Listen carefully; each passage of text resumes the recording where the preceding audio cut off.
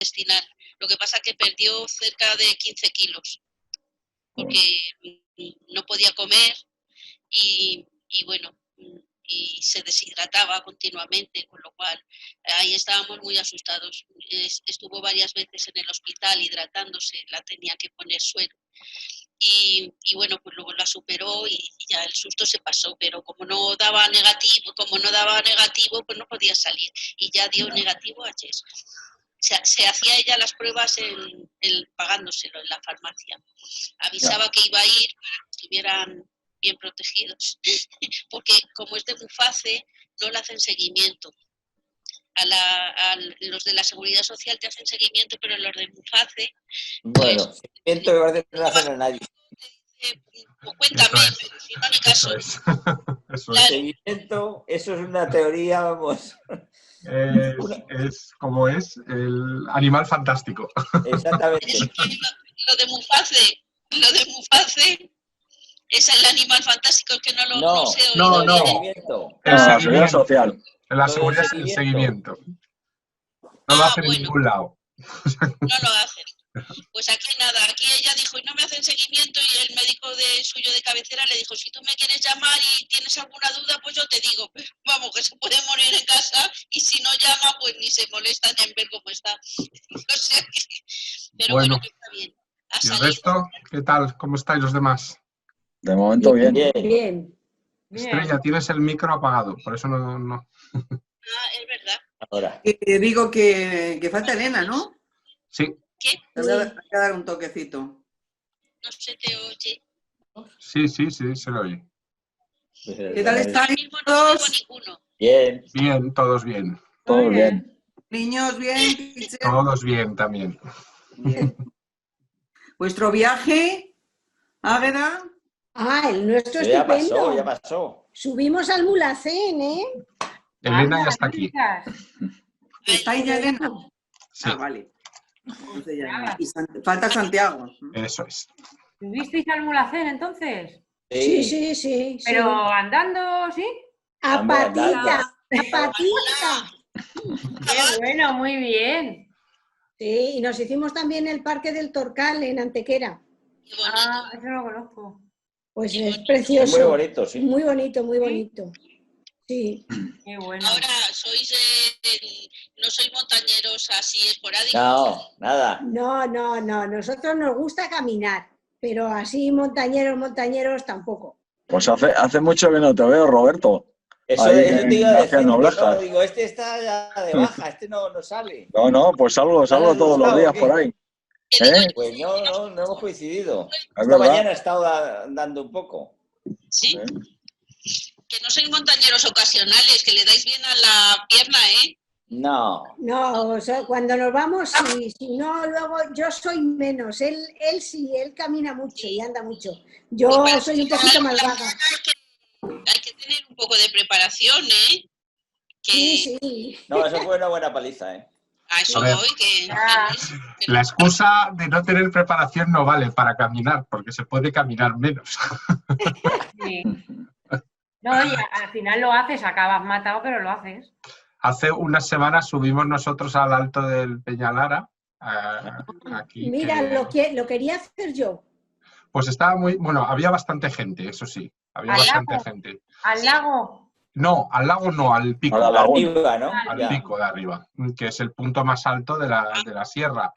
Joder. Que hay una vista de Segovia por un lado, de la bola del mundo y todo esto por el otro lado. Y la verdad que muy chulo, muy chulo. ¿Con el confinamiento? No, fue antes del confinamiento, fue en septiembre. Vale. Pues te iba a denunciar ya. Igual la gente está haciendo senderismo con confinamiento y todo, ¿eh? Escapándose de Madrid. Se van de Es viaje. que el que no esté, Claro, el que no esté en la zona. el que no esté en Madrid capital puede hacer el senderismo que quiera. No, pero incluso en Madrid, ¿sabes cómo sí que va la gente, ¿eh? Sí, se escapan. Habrá gente que se Además escapa. de que también estás ahí en medio del campo, es más complicado que el virus esté. Pues está prohibido. No hay que darle más vueltas. ¿Cómo? Que si está prohibido, está prohibido. Si no se puede salir, hay que respetarlo. No se sale. Lo que pasa es que hay gente que vive, hay mucha gente en Madrid que vive en zonas que no están Que confinadas. no están confinadas, claro. Claro. Que tienen suerte. ¿Eh? Los de Mira, Alcalá Santiago de está Henares, aquí por ya. ejemplo. Ya Los de está aquí Alcalá de Santiago. Henares no están ¿Que confinados. no entras? Ya Santiago, está. Acaba de entrar. Elena, Ya. buenas. acabas de entrar, dice. Sí, Vale, acaba de entrar. venga, Hola. ahora. Estamos. Entonces fue el cumpleaños de mi sobrino y vive en Rivas y no pudimos celebrarlo con él. Hombre, claro. te puede saltar el confinamiento, pero yo creo que somos adultos y habría que ser un poquito responsables. Cuando lo hacen, Buenas. las A toman, ver, de la playa. no queda más remedio. Oye, Hola, buenas. ¿esa barbita? Bueno, esa barbita me viste el otro día, Estrella. Sí. Sí, ya la No me tenía. Sí, ya Sí, pero no te quedaba tan bien, Santi, ya te ha Oh, Sí, crecido se más. nota que ya... ¿Cuánto Ya te es quiero, una Elena? barba. ¿Cuánto te quiero, Elena? Pues eres la única que lo dice. No, Una te queda muy bien. Mis hijos me dicen que voy como un auténtico pordiosero, que Bueno, soy un auténtico ingenuo. Tampoco es eso, pero está mejor sin barba, ¿eh? Yo Para mí. a mí me gusta con barba. Hay opinión para todos, está claro. ¿Verdad? ¿Verdad? Supongo que es costumbre. La Supongo biodiversidad que es te quitará la barba. Yo te veo diferente y es como que me cuesta reconocerte, pero porque, claro, así por Zoom pues es más difícil. Bueno, al lío. Lo que sí he notado es que la palmera que tienes detrás ni ha crecido ni ha crecido. Bueno, La barba, pero la palmera Lleva- nada. La palmera lleva meses ahí, déjala, que está muy ahí, bien. Estábamos. Qué envidia nos da. Es como Y mi el Caribe, galaxia el detrás. Caribe ahí detrás. Tu Ya te galaxia, digo. el agujero negro del centro de tu galaxia, nada, no funciona. ¿Podéis hacer todo lo mismo? Os recuerdo que esto no lo chivó Santiago Tiche. Esto no lo contó Sí, él. pero depende de principio, cómo sí. lo tengas. Yo no puedo, por ejemplo, ahora estoy con la tablet, que me era más rápido conectarme, pero con el ordenador no puedo porque es muy viejo ya. Ay, La vaya, cosa por de Dios. Bueno, los ordenadores Está modernos. bien que solo lo tengas tú, Santi, así no nos lo creemos. Porque como lo tengamos todo, ya no nos vamos a creer que Precisamente hoy vamos a hablar de qué causa eso, o sea, que creo que era la mejor imagen posible, porque ver ese... eso da un miedo. Vamos a hablar de física, o sea, que Bien. cuidado que vamos a hablar de algo muy gracioso, muy denso. Voy a coger un No vale amenazar, ¿eh? A ver, Empezamos con la teoría de cuerdas y ahora nos pasamos a física. ¡Oh, Dios! bolígrafo, calculadora, regla de cálculo para aquellos que no tenían calculadora en su época en colegio. Pues no hace tanto de esto, ¿eh? Ya lo sé. Que conste que yo las neuronas a estas alturas de la semana las tengo ya en estado desastroso. Y sin fiesta, ¿no? Oh. Bueno, ahí, otra vez, ala. Bueno, no os asustéis porque no vamos a ver toda la historia hoy, evidentemente. Vamos a ir a puntos un poco concretos. Pero os voy a enviar esto, que es un auténtico manual de 100 y pico páginas en forma de diapositivas que recorren todo lo que es la física hasta la actualidad y un poco las teorías principales. ¿De acuerdo? Sí, si os apetece tener un manual de física, pues ya lo tenéis con este documento que os enviaré. Creo que de nuevo se me ha ido un poco la cabeza con las diapositivas, pero si lo imprimís, mejor hacerlo en una imprenta, o sea, en una tienda de fotografías, porque la impresora se os queda sin tinta. Ya os lo digo con tiempo. Bueno, íbamos a hablar a lo largo de este trimestre, vamos a tener dos momentos en que vamos a hablar de física, en concreto vamos a hablar de elementos de la astrofísica, es decir, de cosas de física que afectan al espacio. Y hoy vamos a hablar con los dos más fáciles de hablar, pero fáciles entre comillas, porque ya veréis que luego la cosa tiene bastante miga. Que vamos a hablar de la gravedad y del electromagnetismo, pero sobre todo de la gravedad, porque es el elemento principal, más importante para estudiar los efectos gravitatorios, aunque luego veréis que el electromagnetismo tiene unas características muy peculiares.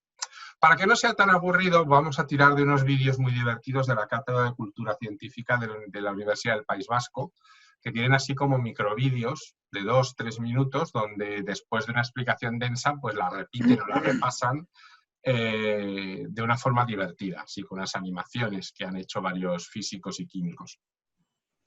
Por cierto, que os recomiendo mucho que si tenéis tiempo visitéis la web de la Cátedra Científica, porque es la única que hay en España, entre otras cosas, una específica dedicada a la investigación científica pura, y es bastante curiosa y muy fácil, porque tiene muchas cosas descargables y para cualquier persona, independientemente de sus conocimientos científicos. En ese sentido, la UPV siempre ha sido muy pionera. Quizás una universidad muy diferente al resto de las españolas, e intenta ser siempre diferente al resto. Son vascos. A ver, ¿qué es mi origen? Era un chiste, es que venía al pego. Era claramente que venía al pego, ¿no? Bueno, como siempre, empezar un poco de dónde venimos, ¿no? De la antigüedad a la física moderna, ¿de acuerdo?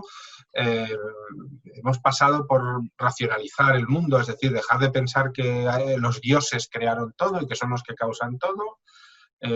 Aparecieron conceptos como el atomismo, con Demócrito, las teorías de Ptolomeo, las teorías de Copérnico, el método científico moderno que empieza más o menos con Copérnico, de Galileo Newton como las joyas de la corona de esa transición a la edad moderna y después de la Ilustración, pues tendremos toda la física moderna, donde ya van a aparecer todas las cosas que hoy en día no sabemos.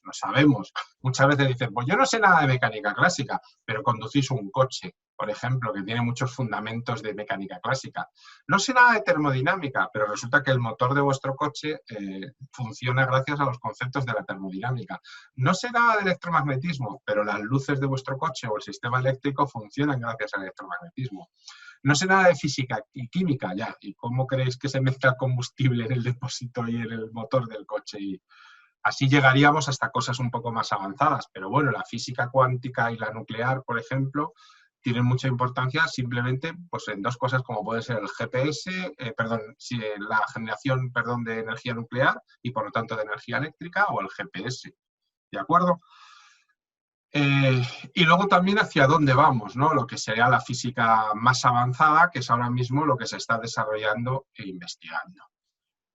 Os dejo una lectura muy recomendable para este tema, ¿vale? Que es Biografía de la física de George Gamow. George Gamow ha sido uno de los físicos más importantes del siglo XX y aunque es un libro muy antiguo, en el sentido de que es un libro ya publicado en los años 70, es un libro que explica muy bien los conceptos fundamentales de la física que no han cambiado, es decir, nosotros hemos ido añadiendo cosas, pero en las partes más complicadas. Y la biografía de la física de Gamow a mí me sigue pareciendo un libro estupendísimo. Lo publicó Alianza Editorial en 1000 ediciones, lo tenéis en libro de bolsillo, en libro también hoy en ebook, es decir que es un libro muy fácil de conseguir y es muy, muy, muy recomendable. Una lectura de estas fáciles, que no es un libro excesivamente grueso, y que los conceptos que vamos a ver aquí y muchos más están muy bien explicados, ¿de acuerdo? Simplemente como una recomendación. Hay muchos más libros, ¿de acuerdo? Pues podía hablar de algunos bastante mejores en el sentido de que son más modernos, pero yo no creo que sean, para lo que nosotros queremos aquí, los fundamentos que queremos aprender, el libro de Gamow es un libro estupendísimo. Bueno, y recordaros que la física es una ciencia desarrollada a partir de la filosofía, ¿de acuerdo? Physis en griego significa naturaleza, ¿de acuerdo? Se le conocía originalmente como la filosofía natural, es decir, la filosofía que explicaba los mecanismos de la naturaleza. Por ejemplo, el libro de Newton, el famoso libro donde Newton habla de la teoría de la gravedad, es Newton y su Philosophiae Naturalis Principia Mathematica, es decir, principios matemáticos de la filosofía natural. No habla de física, porque el concepto de física, como tal, con la palabra física, no llegaría hasta el siglo XIX, hasta bien entrado el siglo XIX. Hasta entonces eran filósofos naturales los que investigaban un poco todo el mundo de la física. Voy a hacer una línea temporal rapidísima, no me quiero ir parando demasiado. Quizá uno de los primeros físicos naturales que conocemos fuera el propio Aristóteles, aunque desgraciadamente sus ideas estaban tan equivocadas que afectaron mucho, sobre todo durante la Edad Media, donde se le tomó como el filósofo natural más importante. Pero claro, si te equivocas a lo grande cuando eres un tío importante, y hay que ver que Aristóteles se equivocó. Posteriormente, un poquito más tarde, encontraríamos a Arquímedes, que seguro que también... Perdona, Dime. ¿pero por qué se equivocó? Vale, buena pregunta, buena cuestión. Aristóteles básicamente tenía la idea, como también Platón, de la existencia como de dos niveles existenciales. Un mundo teórico, perfecto, maravilloso, el mundo de las ideas, y el mundo natural era como un reflejo malo y pálido de ese mundo perfecto, ¿no? Entonces él situaba a la perfección en el otro mundo y decía que este no tenía absolutamente ninguna importancia y que se podía explicar con los principios de tierra, agua, fuego, viento, básicamente los principios naturales. Evidentemente, esto no explicaba nada de lo que se observaba, pero él decía que lo que veíamos era un reflejo, no tenía ninguna importancia. Evidentemente se equivocaba y evidentemente eso también él decía que tenía que haber un creador que desde el otro mundo, desde ese mundo de las ideas, había creado el reflejo del nuestro. Eso le vino muy bien a la Iglesia Católica en la Edad Media, porque dijo que ese mundo de las ideas sería como el cielo y ese creador era Dios. Entonces, claro, decían, Aristóteles es el filósofo perfecto para un mundo religioso. Y si te salías de ahí, pues te llevaban a la hoguera. Bueno, a lo mejor no a la hoguera, pero no te consideraban muy en serio. Entonces, ese retroceso, o por lo menos esa detención de la investigación en la Edad Media, se debe mucho a tomar a Aristóteles como la principal fuente de conocimiento científico. Ojo que no hablo de filosófico, porque como filosofía, Aristóteles no solo era un filósofo muy importante, sino que aporta importantes conocimientos a la filosofía, a la observación, al empirismo, etcétera, etcétera, ¿vale? Pero como científico no tenía la calidad, por ejemplo, del que nombro ahora, de Arquímedes. Arquímedes ya era casi un ingeniero, construía cosas, investigaba, veía si funcionaban, ¿de acuerdo? Conocemos los eurekas, ¿no? de Arquímedes, ¿no? Cuando pues descubre cómo medir si el peso de una corona indica que es de oro o no es de oro, cómo construir máquinas que reflejaban la luz del sol y cegaban a los soldados en la guerra, etcétera, etcétera. Posteriormente, otro muy destacado es Ptolomeo. Ptolomeo coge las ideas de Aristóteles y sitúa ese mundo central en el Sol y dice que todo el universo, todo gira alrededor del Sol, y crea lo que llamamos el mundo de Ptolomeo, es decir, el universo tolemaico. Un universo que ya hemos dicho muchas veces erróneo, porque situaba al centro del universo el Sol y los planetas, perdón, al revés, el centro del universo en la Tierra y todos los demás objetos girando alrededor de la Tierra. Ya sabemos que eso era absolutamente erróneo, ¿no? Ese geocentrismo. He dejado ahí ese hueco, esa mancha negra, porque esa mancha negra es para mí la Edad Media. A ver, yo no quiero decir que la Edad Media sea una mancha negra totalmente, pero científicamente en la Europa medieval lo es. Evidentemente hay otros lugares del mundo donde durante la Edad Media sí se progresa científicamente. Ya hemos hablado de China, India, por poner un ejemplo, el mundo árabe al principio y en parte de las civilizaciones mesoamericanas. Pero Europa es un terreno baldío científicamente. Hay que esperar al siglo XV para que aparezca alguien como Copérnico y vuelvan a aparecer personas que cuestionan el geocentrismo tolemaico y hablan del heliocentrismo poniendo al Sol en el centro. El ejemplo más evidente es Galileo Galilei. ¿De acuerdo? Donde ya afirma, a pesar de que luego se tenga que retractar, de que la Tierra gira alrededor del Sol. Y dice aquello de por si mueve, ¿no? O sea, pero se mueve, porque lo digo yo, así con la voz bajita porque le daba miedo enfrentarse al Papa, pero cuando salió de la audiencia y se retractó, lo dijo, dice la leyenda que lo dijo en voz baja. También hay una figura de Descartes, de René Descartes para nosotros, siempre lo pronunciamos españolizándolo, que también tiene importantes meditaciones sobre la primera filosofía, que para él es la filosofía científica, la filosofía natural. A Descartes se le reconoce mucho por sus aportaciones filosóficas, pero era un gran matemático y un gran físico también. Y evidentemente el gran físico del siglo XVII, que es Sir Isaac Newton, porque es el que transforma todo lo anterior, lo lleva a las matemáticas, lo matematiza y a partir de él la filosofía natural se convierte en física. Aquí es donde se produce el salto. Ya no es una ciencia en la cual se teoriza, no, ahora hay fórmulas, matemáticas, hay empirismo, se desarrollan las cosas, ¿no? Hay quien dice que ese libro de principios naturales, de la matemática de los principios naturales, se considera como el libro que crea la ciencia moderna. Sin ese libro y sin este señor no hubiéramos tenido la física moderna. Posteriormente llegarán los que desarrollan la electricidad y el electromagnetismo, ¿no? Faraday, de ahí nos sale el nombre evidente, Maxwell con el electromagnetismo y finalmente Einstein. Y estos son, para mí, otros científicos añadirían otros personajes, pero para mí son personajes fundamentales, no tanto por lo que, digamos que no solo por lo que aportan, sino también por lo que influyen, porque a veces aportan cosas que están mal, como Aristóteles o Ptolomeo, pero influyen muchísimo en los siglos siguientes. Bueno, evidentemente hoy no nos vamos a parar, os voy a dejar todo esto de cómo empezó, cómo los antiguos se planteaban ciertas cosas que veían, y nos vamos a ir directamente, esto lo podéis leer y le podemos dedicar otro tiempo, nos vamos a ir hacia después del Renacimiento, es decir, vamos a llegar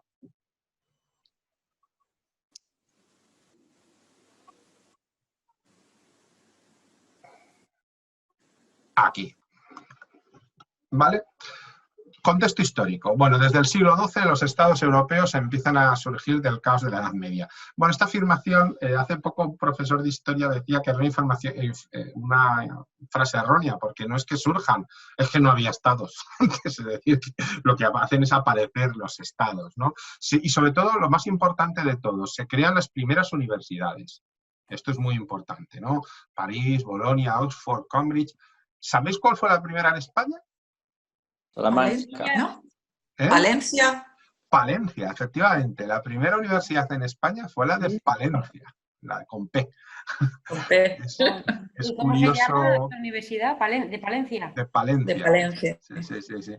Y es curioso, pero es así. Es decir, fijaros que no es una universidad que ahora sea muy conocida, pero es la primera. Y sobre todo la revolución de los libros, la invención de la imprenta en el siglo XV, pues claro, no es lo mismo que tengas que copiar a mano todos los libros y que tengas a gente ahí escribiendo a mano para copiarlos, que poder hacer copias y copias y copias y copias sin parar, ¿no? Coincidiendo un poco con esta época aparece un señor muy curioso que es Nicolás Copérnico, y digo curioso porque todos conocemos quién era Copérnico, pero no sabemos mucho de su vida y curiosamente no tenía muy buena fama allá de donde vivió. Se le consideraba un gran matemático, hablaba muchísimos idiomas, era muy buen astrónomo, fue político también, fue un hombre auténticamente del Renacimiento porque hizo absolutamente de todo. Y también, por cierto, tenía fama de ser un galán absoluto, cosa que no entiendo porque el retrato este que le ponen siempre me parece un tío bastante feo. ¿Cómo le quedaba tiempo, no? Sí, no, debería ser que sus días duraban 30 horas o algo. Todo esto. Hombre, cuando escribe el De Revolutionibus Celestium, ¿no? Cuando habla por primera vez de la posibilidad de que los planetas giren alrededor del Sol, él sabe que eso es peligroso. Y no lo publica como si fuera un libro de ciencia, sino como una especie de libro, no digo de ficción, pero sí como algo así, a ver qué dice la gente, ¿no? Sin darle, y lo hace con un seudónimo. Y que, bueno, aquí os cuento que por lo visto eso fue idea de su editor, pero no lo sabemos tampoco con seguridad, pero la cuestión es que aún así la Iglesia le prohibió el libro. Esto de las prohibiciones de la Iglesia Católica de los libros son un poco raras, ¿no? Porque es curioso que todavía algunos libros, por ejemplo, el libro de Galileo dejó de estar prohibido en 1992. Madre mía. Es decir, evidentemente no significaba nada que estuviera prohibido, pero para la Iglesia no se preocupó de prohibir ese libro. Yo siempre digo de broma que, sin embargo, Mein Kampf de Hitler nunca lo ha prohibido la Iglesia. Que ahí se ven un poco las incongruencias de los libros. Aunque yo, francamente, soy partidario de no prohibir ningún libro, sino lo que hay que hacer es tener criterio para contrastar lo que ponen en él. Posteriormente de Copérnico saltamos a Johannes Kepler. Aquí tenemos un poco de suerte porque Kepler ya va a nacer primero en un lugar donde la Iglesia Católica ha perdido mucha influencia por el tema del protestantismo. Se ha producido la Reforma y evidentemente los países que han quedado, digamos, bajo influencia del mundo anglosajón, científicamente son más abiertos que la contrarreforma católica, que se corresponde con el barroco y que es como un enroque. La Iglesia Católica se enroca en sí misma y se dice, si antes era cerrada, ahora voy a ser aún más todavía. Copérnico planteaba que los planetas giraban alrededor del Sol en órbitas circulares, pero Kepler, después de mucho observar, se dio cuenta que no debían ser circulares, sino elípticas. Esto indica una elipse de muy poca deformidad, es decir, casi es circular, pero de alguna manera desarrolla una ciencia nueva que es calcular los movimientos de los planetas que se movían alrededor de esas elipses. Al principio nadie le creyó y entonces se dedicó durante 9 años enteros a observar los planetas y predecir sus movimientos, y se dio cuenta que cuando usaba esas matemáticas que él había creado, los movimientos se encajaban perfectamente, menos uno, que luego hablaré de él, quedaros con esa idea. Había uno que no. Y ahí salen las famosas leyes de Kepler, ¿de acuerdo? Las leyes de Kepler son unas leyes muy aburridas y muy complicadas, pero se pueden explicar de una manera bastante divertida con un vídeo. Y como os he comentado antes, pues voy a compartiros un vídeo que yo creo que lo ilustra muy bien y que es muy divertido. Antes de nada, cuando empiece el vídeo, si no lo oís, decídmelo. Yo creo que sí que va a funcionar, pero por si acaso me lo comentáis. Vale. Vamos a ver.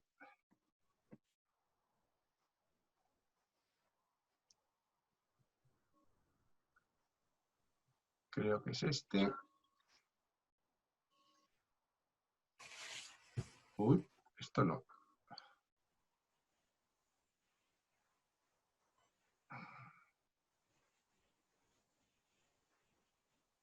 A ver si soy capaz ahora.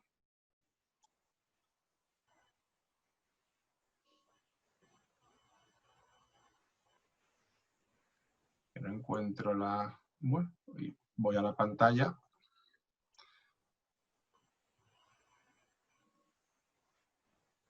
Aquí. Bueno.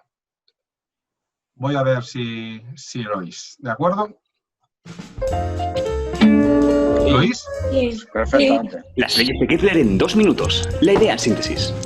Érase una vez un mundo en el que los planetas giraban. Nadie sabía cómo lo hacían exactamente y empezaron a proponer soluciones random. Hasta que llegó Kepler, que apoyándose en las ideas de Copérnico y en las observaciones de Tycho Brahe, publicó el conjunto de leyes que pasarían a formar parte de la fundación de la astronomía y la física moderna. Las leyes de Kepler. Primera ley. Los planetas no giran en circunferencias, ni en circunferencias dentro de circunferencias. Los planetas giran alrededor del Sol trazando elipses, donde el Sol ocupa uno de sus focos. Segunda ley. La línea que une el Sol con un planeta barre áreas iguales en tiempos iguales, que viene a decir que la velocidad del planeta no es constante en su recorrido, sino que cuando se acerca al Sol, su velocidad aumenta. Más esencialmente nos cuenta que hay una magnitud, llamada momento angular, que se conserva a lo largo del movimiento. Esto es muy importante, ¿de acuerdo? Porque esto es una cosa que aparentemente va en contra de nuestra idea. Es decir, que la Tierra cuando se mueve alrededor del Sol, cuando está lejos del Sol va más despacio que cuando está cerca del Sol. ¿De acuerdo? Se produce una aceleración. Como habéis visto en el vídeo, esta aceleración se debe simplemente, vamos a verlo desde el principio ahí, para hacer un recorrido. Es decir, cuando las áreas que recorre entre 2 puntos tienen que ser exactamente iguales y a tiempos iguales. Si aquí para recorrer este espacio tarda, por ejemplo, 1 mes y para recorrer este tarda también 1 mes, las áreas generadas aquí tienen que ser exactamente iguales. Lógicamente, cuando el área se calcula aquí, va a ser mucho más grande si se mantiene la misma velocidad y no se podría afirmar eso. ¿De acuerdo? no es constante en su recorrido, sino que cuando se acerca al Sol, su velocidad aumenta. Más esencialmente nos cuenta que hay una magnitud, llamada momento angular, que se conserva a lo largo del movimiento. Tercera ley. El cuadrado del periodo orbital es proporcional al cubo del semieje mayor, que nos viene a decir que si elevas al cuadrado el tiempo que da una vuelta a un planeta y lo divides por el cubo de la distancia más lejana que alcanza en su recorrido, te queda un número que es el mismo para todos los planetas que giran. Recordad, lo que tarda en dar una vuelta completa para la Tierra sería un año, ¿de acuerdo? Dividido por el semieje mayor, es decir, la mayor distancia posible de la Tierra al Sol, que son unos 150 millones de kilómetros. Si yo divido eso, ese número que me sale es igual para todos los planetas, esa división. Siempre es la misma, ¿de acuerdo? Lo que tardan en dar la vuelta al Sol, dividido por la distancia, digamos, por el cubo de la distancia a la que es máxima posible que se encuentran del Sol. Siempre es el mismo valor para todos los planetas. ¿Y es el mismo valor para todos los sistemas solares? Que ya hemos descubierto un montón. Sí, pero recuerda siempre en función de la distancia, ¿de acuerdo? Y del tiempo que tardan. Sí, variando las magnitudes que sean necesarias. Pero siempre es igual. ¿Por qué? Porque luego explicará Newton el porqué de esto. Pero esto es exactamente igual en todo el universo que observamos.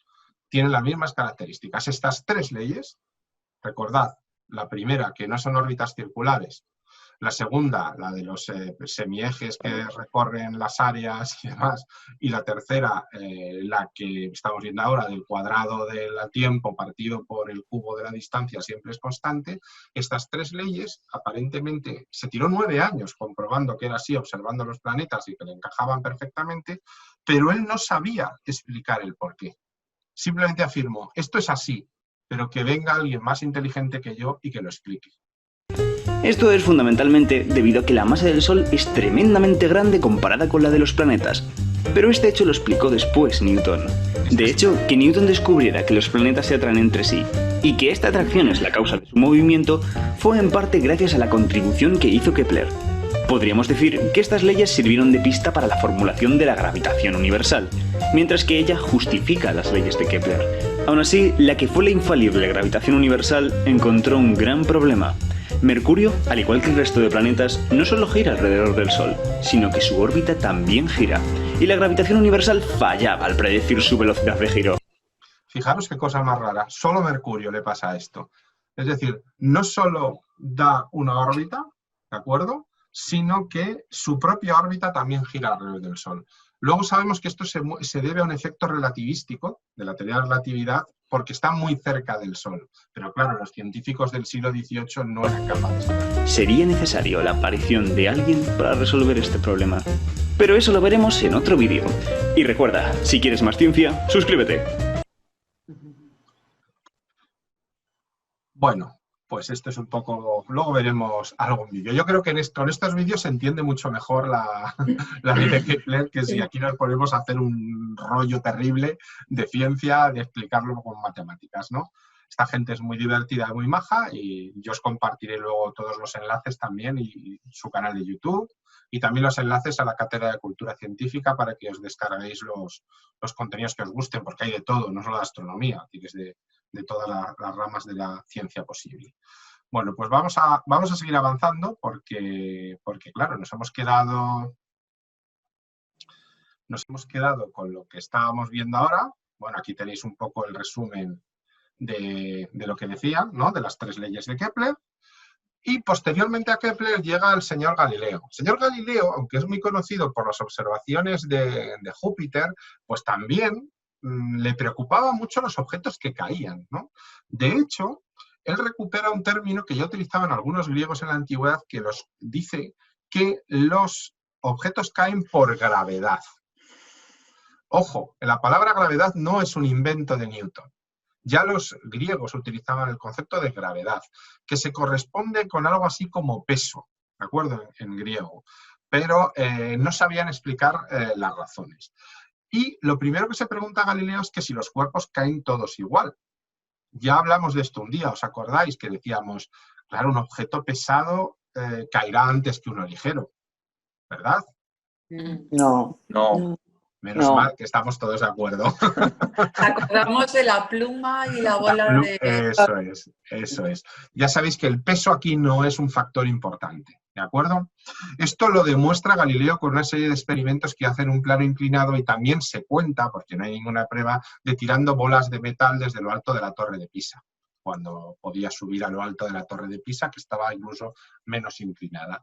Y esto también le sirve para desarrollar lo que llamamos hoy la ley del movimiento uniformemente acelerado, que es muy importante porque todos los movimientos en los que movemos son acelerados.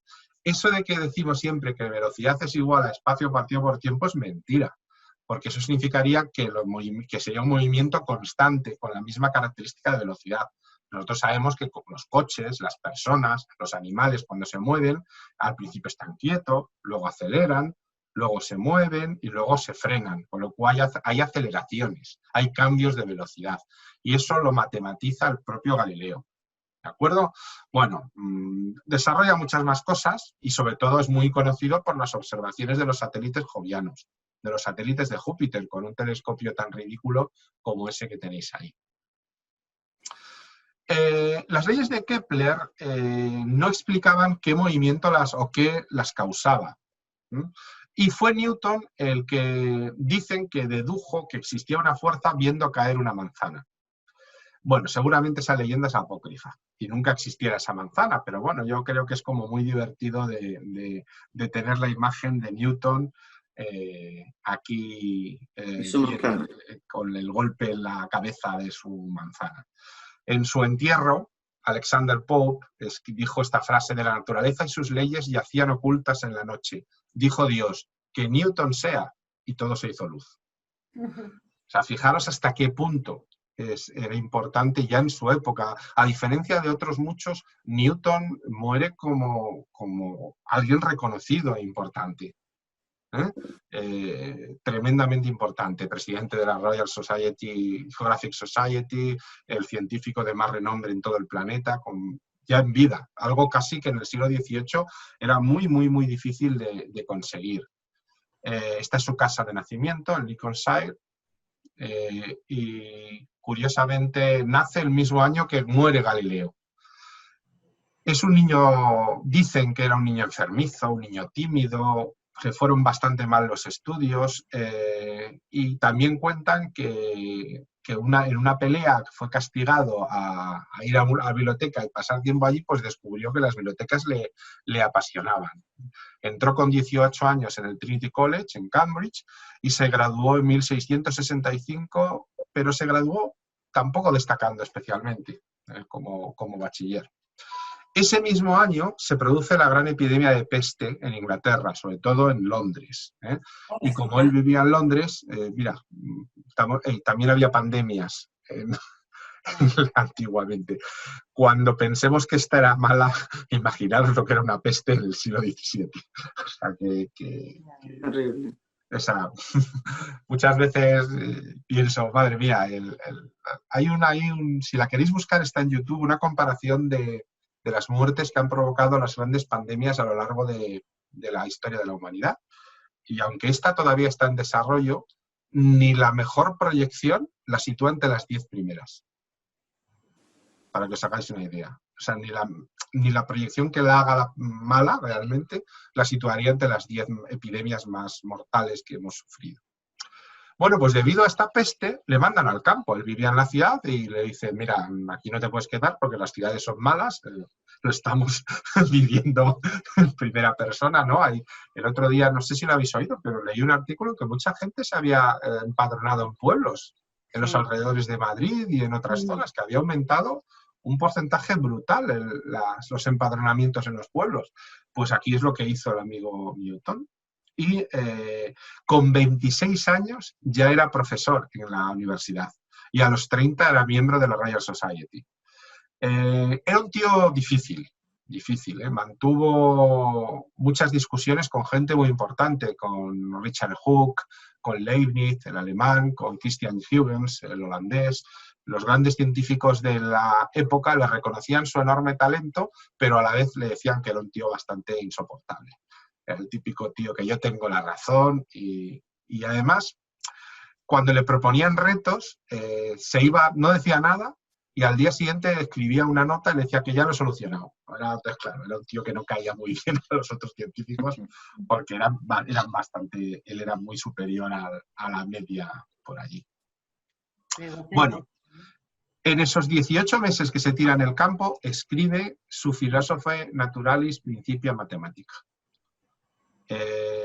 Quizá, pues digo aquí, entre los libros más importantes de la historia de la ciencia, yo creo que el libro más importante de la historia de la ciencia, porque los demás importantes se deben a este libro. Y aquí describe las 3 leyes del movimiento y la ley de la gravitación universal. De alguna manera coge a Kepler y dice, vale, ¿cómo puedo explicar estos movimientos? Los matematizo y luego miro si encaja con las observaciones. Es decir, hace un estudio de física moderna. Aunque vamos a ver las 3 leyes en un vídeo de estos, os las digo rápidamente. La primera, todo cuerpo persevera en su estado de reposo, movimiento uniforme y rectilíneo, a no ser que sea obligado a cambiar su estado por fuerzas impresas sobre él. ¿Y esto qué quiere decir? Que si tú estás quieto, si no te aplican ninguna fuerza, sigues quieto. Eso es lo que dice. Y si te estás moviendo y no aplica ninguna fuerza, te sigues moviendo. Ya está. Qué cosa, ¿eh? La primera ley de Newton es como ¡wow! Cualquier niño de 4 años se da cuenta de que, lógicamente, si él está quieto de pie y no hace nada y no aplica ninguna fuerza, sigue quieto. Y que si está corriendo y no hace nada por frenar, pues sigue corriendo. Pero era un principio que nunca se había desarrollado. La segunda ley dice que el cambio de movimiento es proporcional a la fuerza motriz impresa. ¿Qué significa esto? Que la fuerza que tengo que aplicar para cambiar el movimiento depende de mi masa y de la aceleración que lleve.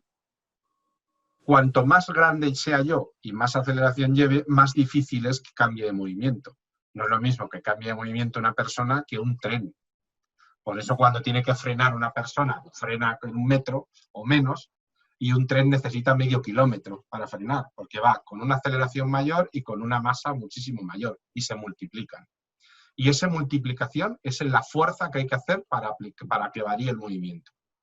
Lo mismo me vale para acelerar que para decelerar, porque decelerar es una aceleración negativa.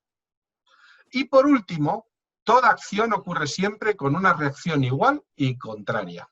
El principio de acción y de reacción. Que esto es la razón por la que despegan los cohetes. Porque muchas veces pensamos, ¿pero por qué un cohete despega? ¿Cuál es la razón de que al expulsar fuego y energía por la parte de abajo el cohete sale hacia la parte de arriba? Porque el cohete intenta empujar la Tierra entera. Toda la fuerza del cohete empuja al planeta. Pero claro, el planeta es mucho más grande. ¿Y qué hace? Devuelve esa fuerza por el principio de acción y reacción, la devuelve hacia el cohete. Entonces el cohete sale lanzado hacia arriba. Ese es el principio de acción y reacción. Se ve muy bien con un globo. Lo infláis, lo llenáis de aire y cuando lo tenéis así soltáis. El aire escapa por un lado, generando una fuerza en esa dirección y a la vez se genera otra en la otra dirección que hace que el globo salga volando. El típico juego que hemos hecho todos. Estas son las 3 leyes de Newton. Y vamos a verlas en otro vídeo de estos divertidos, que yo creo que es mejor.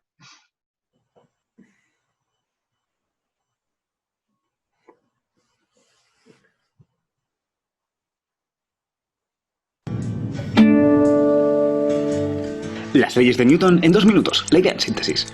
Érase una vez un mundo en el que existía una cosa llamada movimiento. La gente se preguntaba por qué las cosas se movían y empezaron a proponer soluciones random, hasta que llegaron Galileo y luego Newton, sentando las bases de la ciencia moderna, inaugurando una nueva disciplina, la dinámica, cuyo centro son las leyes de Newton. Primera ley. La gente movía objetos, pero veían cómo acababan parándose. Galileo explicó que esto era debido a interacciones que sufría el cuerpo con otros elementos, rozamientos con el suelo, con el aire, atracción gravitatoria. Galileo supuso que si anulásemos todas las interacciones que afectan a un objeto, este mantendría su movimiento constante. Si no hay interacciones, la velocidad de un cuerpo es constante, y eso incluye el reposo. Esto es lo que cuenta la primera ley, o ley de inercia. La inercia es la propiedad de permanecer en un estado de movimiento, y su manifestación es la masa. Segunda ley. Si observas que la velocidad de un objeto no es constante, como que acelera por ejemplo, es porque hay agentes que interaccionan con él. A estas interacciones las llamamos fuerzas. Las fuerzas cambian el estado de movimiento de un cuerpo y dependen de la resistencia de este a moverse. Vamos, de su masa. Este es un concepto fundamental en física. De este principio podemos predecir, desde pelotas, péndulos y muelles hasta el movimiento de los planetas. Y tercera ley. Si un cuerpo ejerce una fuerza sobre otro, el primero sufrirá una fuerza igual y de sentido contrario. Es debido a que se conserva una entidad muy importante, el momento, o también llamado cantidad de movimiento. El momento es el producto de masa por velocidad. La idea intuitiva es que si tenemos un mosquito y un camión a la misma velocidad, el camión tiene más momento por tener más masa. Lo bueno es que si tenemos un sistema donde no hay fuerzas externas, el momento se conserva, se transfiere dentro de él. Tenemos una partícula en reposo y otra impacta con ella con una cierta velocidad. Como el momento se conserva en el sistema, la cantidad de movimiento se transfiere a la otra partícula, cambiando las velocidades de las dos. Pero espera, ¿hemos cambiado el estado de movimiento de los dos cuerpos? Luego aquí hay fuerzas. Hemos acelerado la partícula en reposo hasta la velocidad inicial. Pero también hemos llevado a la partícula en movimiento hasta el reposo. Luego también sufre una fuerza, que es igual y de sentido contrario. Acción, reacción. No puedes mover cosas sin perder momento. Newton y sus contemporáneos pensaban que con estas leyes lo explicarían todo y dominarían el mundo. Pero resulta que estas leyes son solo una aproximación al mundo de verdad, a este extraño y sorprendente mundo que describe la física actual. Si quieres conocerlo, no dudes en suscribirte. Y gracias por vernos. Bueno, yo creo que es sencillo de ver, ¿no? O sea, no, las leyes de Newton son entendibles para cualquier persona. Muchas veces cuando se habla de la ley de Newton parece que están hablando de una cosa de física dificilísima. Pero en realidad estas tres leyes nos han permitido desde entender cómo se mueven las bolas de billar cuando estamos jugando, ¿verdad? Es decir, cuando hacemos una carambola con la bola de billar, lo que estamos haciendo es aprovechar la acción y la reacción. En un choque más o menos elástico. O simplemente cómo se mueve un coche, cómo se mueve una nave espacial que hemos lanzado para poner un satélite en órbita, o predecir el movimiento de planetas o de cometas o de asteroides. Con estas tres leyes. Hombre, evidentemente luego aplicando matemáticas, eso por supuesto. Pero básicamente nos sirven estas tres leyes. Entonces fijaros cómo saber la teoría de la gravedad universal implica conocer las tres leyes de Newton. Newton hizo cantidad de aportaciones a la ciencia, ¿eh? O sea, seguro que a lo mejor os acordáis cuando estudiabais en secundaria una cosa que se llamaba el binomio de Newton, que se utilizaba para resolver algunos números complejos y algunos desarrollos matemáticos de cuadrados. He dejado de oíros. ¿Él? ¿Perdón? He dejado de oíros. Ay, Silvia, que no nos oyes. Sus problemas de audio. Es decir, el caso es que la posibilidad que tiene Newton de que encontréis algo en ciencia que esté desarrollado por Newton son altísimas. Pero hoy nos vamos a centrar únicamente en la teoría de la gravedad. El cálculo integral y diferencial también, ¿no? Sí, totalmente. El cálculo moderno, además, quiero decir, porque hasta entonces se hacía a base de sumar y sumar y sumar y sumar y sumar. El concepto de integral como tal, por ejemplo, de derivada, aparece con él. Aunque ya matemáticos indios y chinos lo habían desarrollado por su lado, en Europa es desarrollado por Newton, entre otros.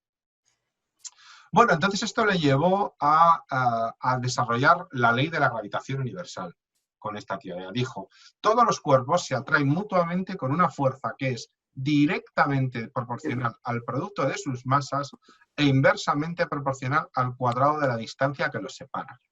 Y ahí tenéis la fórmula famosa.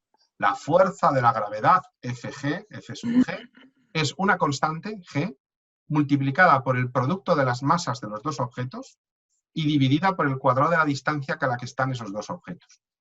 Es decir, que cuanto más grandes y más masa tienen los objetos, más intensidad de la fuerza habrá, y a cuanta más distancia, como está dividiendo, menos fuerza habrá.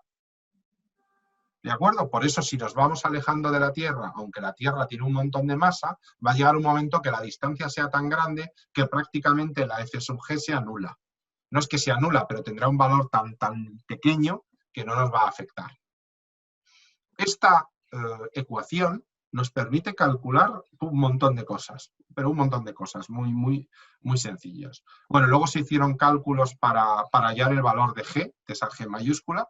Para eso se hizo un experimento, el experimento de Cavendish, y hoy sabemos que esa G vale igual en todo el universo. Es 6,67 por 10 a la menos 11 newtons por metro cuadrado y por kilogramo cuadrado. Bueno, entonces, ¿qué es el peso? ¿Qué es eso de que te vas a la báscula, te asustas horriblemente de cuando te subes encima y dices, ay, adiós? Os voy a contar la anécdota que llevo unas semanas, bueno, llevo un mes y medio de régimen. Y he perdido 8 kilos. Y estoy muy, muy orgulloso de mis 8 kilos, ¿eh? O sea, que Enhorabuena. muchas gracias. Sí, enhorabuena. Fijaros que al principio es muy horrible de hacer, pero luego te vas acostumbrando y echo mucho de menos el pan, debo reconocer, pero bueno. Pero no pasas hambre, ¿no?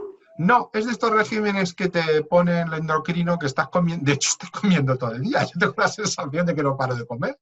Lo que tengo es que pesarlo todo. Todo hay que pesarlo. O sea, todo. Tiene que ser 30 gramos de pan, tiene que ser 20 o 60 gramos de no sé qué, o una cucharada de lo que sea, pero tiene que ser todo exactamente medido y pesado. Pero bueno, luego te vas acostumbrando y la verdad que bastante bien. Aunque ya me dijo que al principio perdería rápidamente peso y luego ya sería más complicado. Se pierde enseguida, es la parte que más sobra, digamos. Claro. ¿No? Hay ciertas cosas que tienes que moverte más, hacer más ejercicio o recurrir a otras alternativas. ¿Consecuencias del confinamiento? Pues por un lado sí, pero había cogido bastante peso.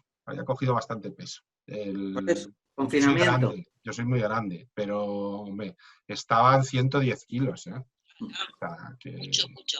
Sí. Pero ibas al gimnasio, además, ¿no? Sí, lo que pasa es que juega un poco en mi contra, porque el tema está en que tengo mucha masa muscular, casi cuando te hacen el estudio eléctrico, te meten una descarga y tal, da un 80%.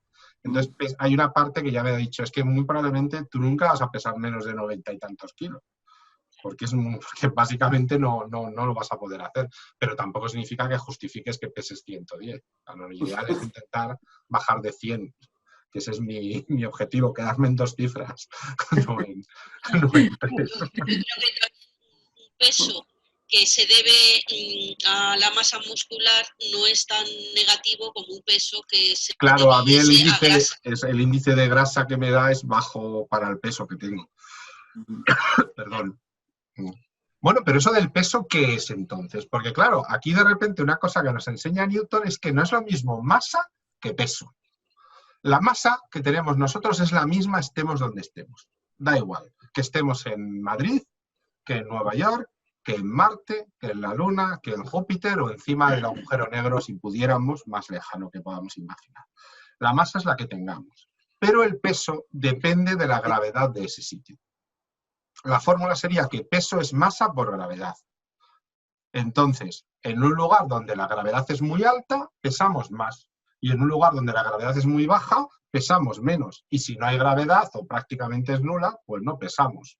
Pero ojo, la inercia depende de la masa o del peso. De la masa. Eso significa que si nos estamos moviendo o nos queremos dejar de mover, aunque estemos diciendo, oye, yo peso 90 kilos y aquí solo voy a pesar 15 kilos en la Luna, cuando de repente me quiero mover o me quiero parar, descubro que mis 90 kilos de masa siguen estando ahí. Y digo, que no puedo parar. Y sigo ves a los astronautas flotando y dando vueltas o cayéndose. Hay vídeos muy divertidos de los astronautas en la Luna con sus tropiezos, por lo difícil que era para ellos calcularlo. ¿De acuerdo? Aquí os dejo algunas formas, por ejemplo, de calcular el peso, de cómo calcular el valor de la intensidad gravitatoria en cualquier sitio. Fijaros, la intensidad gravitatoria es esa G minúscula.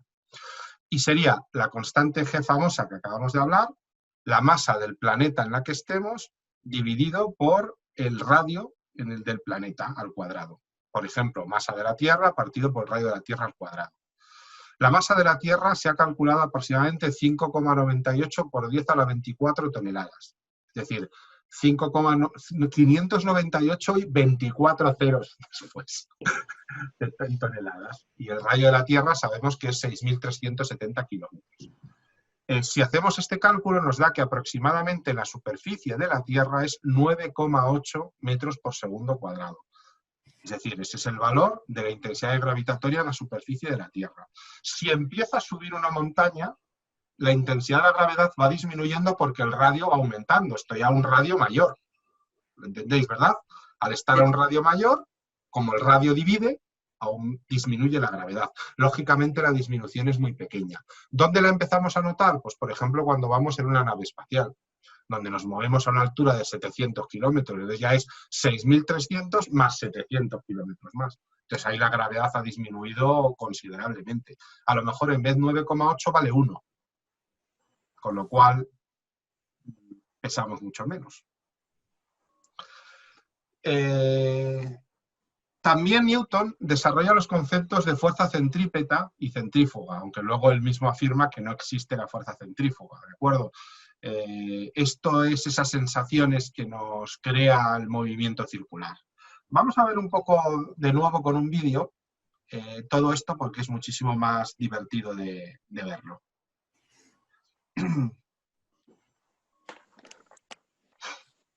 Os veo con pocas preguntas. Espero que no os esté soltando un rollo y os esté aburriendo. No, que va. No. Nos estás haciendo pensar. Ah, bueno. Nos estás llevando al Si es por eso, espera que estoy a mí me llevas a la juventud, cuando hacía bachiller y lo estudiaba. De cuando era pequeña, estudiármelos otra vez, porque me resulta interesantísimo y me encanta la física. Científicos, Isaac Newton ha sido el más grande científico. Que me saltan los vídeos. Es que no puedo... Ground fracture, este también le tengo yo. Ahora. ¿Dónde está?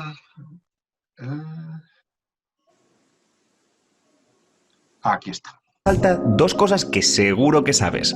La primera es que la Tierra gira en torno al Sol. Y la segunda es que, al igual que la Tierra te atrae a ti gravitacionalmente, el Sol atrae gravitacionalmente a la Tierra. Las conocías, ¿verdad? Así que la pregunta que te hago es esta. Si el Sol y la Tierra se atraen, ¿por qué la Tierra no cae? A ver, respondemos. Pues le hemos respondido varias veces, que nos acordemos. Pero sí, bueno. sí, este tema ha salido recurrentemente. Por Pero la ahora fuerza centrífuga. ¿Perdónala? Por la fuerza centrífuga, claro. Vale. El movimiento. En realidad no existe ninguna fuerza centrífuga. Eso es una cuestión que la física... Luego vamos a verlo. No existe la fuerza centrífuga.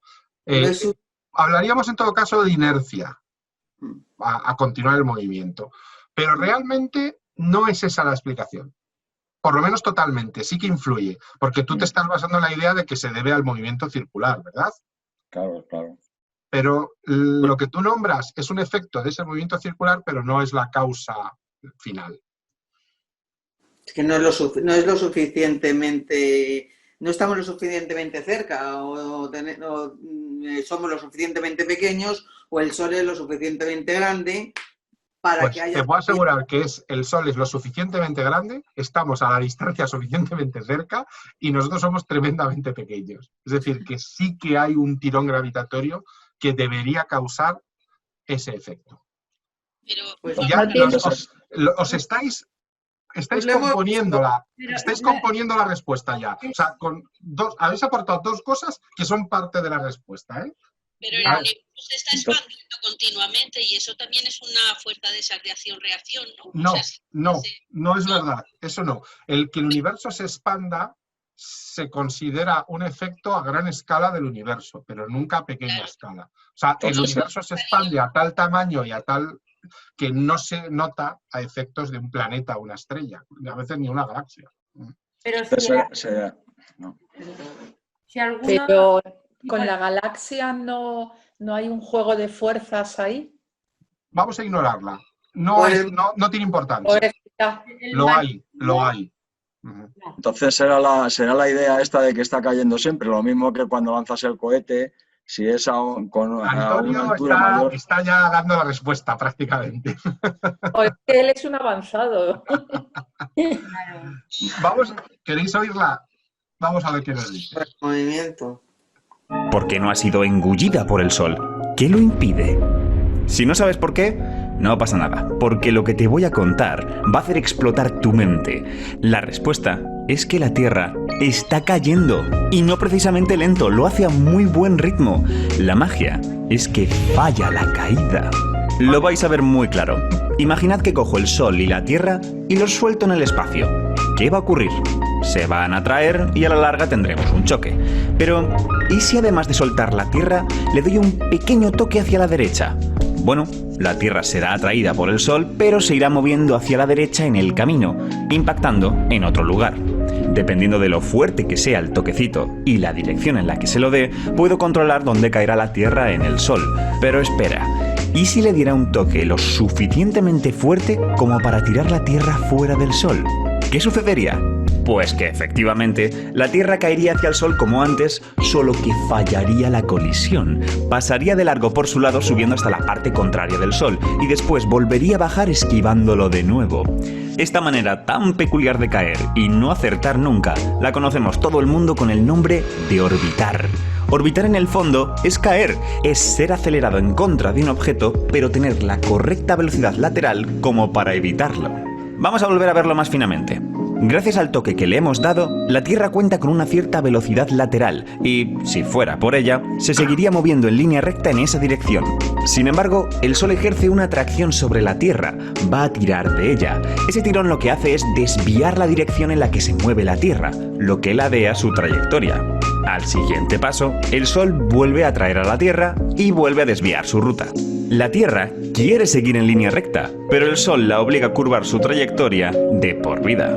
Es decir, que es el Sol atrayendo gravitacionalmente a los planetas quien los mantiene girando estables, sin que se muevan de sus órbitas. Acabamos de explicar a Kepler. Pero, Santiago, si hay algún choque con algún objeto, como el famoso asteroide que se cargó a los dinosaurios, ¿no hay posibilidad de que se altere la órbita? Vale, los efectos carambola necesitarían dos cuerpos que fueran lo suficientemente grandes.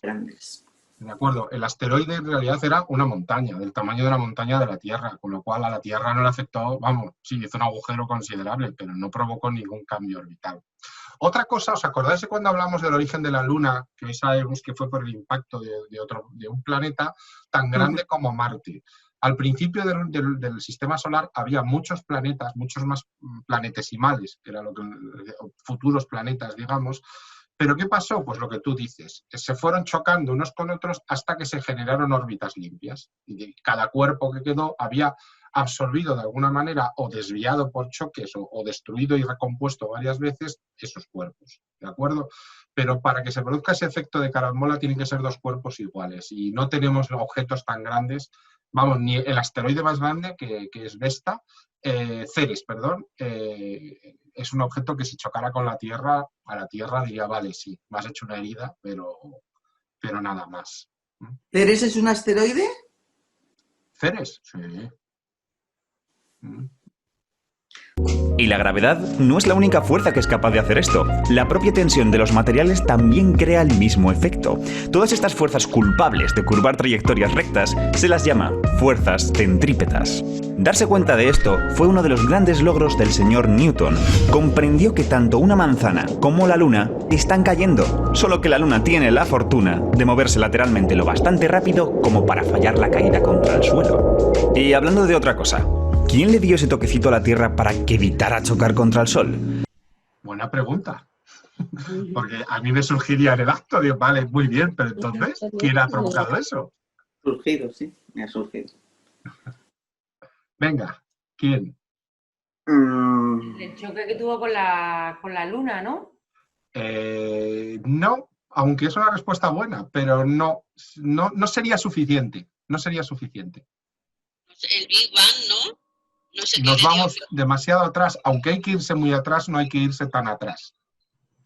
La formación de la galaxia, ¿no? Misma, Sí. que está girando. No tanto de la galaxia como del sistema solar, que os acordáis que se formó con una nube que giraba, provocando el efecto inicial, que os lo va a contar aquí. La respuesta es nadie. Ya nació moviéndose así. El sistema solar se formó a partir de una gran nube de material que, gracias a la atracción gravitacional y a cantidades enormes de colisiones, consiguió formar un disco en rotación en torno al Sol. Con el tiempo, la materia del disco se agrupó formando los planetas y los otros cuerpos, moviéndose cada uno a la velocidad correcta. La rotación les viene de fábrica. En resumen, orbitar es caer, gente. La estación espacial cae, los satélites caen y la Luna cae. Es importantísimo que entendáis esto si queréis comprender lo loca que es la relatividad general. Pero eso lo veremos en otro vídeo. Bueno, espero que este también os haya gustado. Yo creo que, Sí. que lo lo expresa muy bien, ¿no? El concepto de gravedad yo creo que lo expresa muy bien. Y esto es la gravedad, o sea, no nos engañemos, es decir, todo lo demás son matemáticas construidas alrededor de lo que Newton afirmó. Pero realmente esto es la gravedad, todo esto. Fijaros, voy a compartir para que veáis un poco cómo sigue después de todo. Por ejemplo, esto es un típico problema de física que pongo yo muchas veces a alumnos. Justo lo que veis aquí. ¿No se suicidan? ¿No se suicidan? O te matan. No, este es de los fáciles. Este cuando veo siempre gestos de bienes de satélites.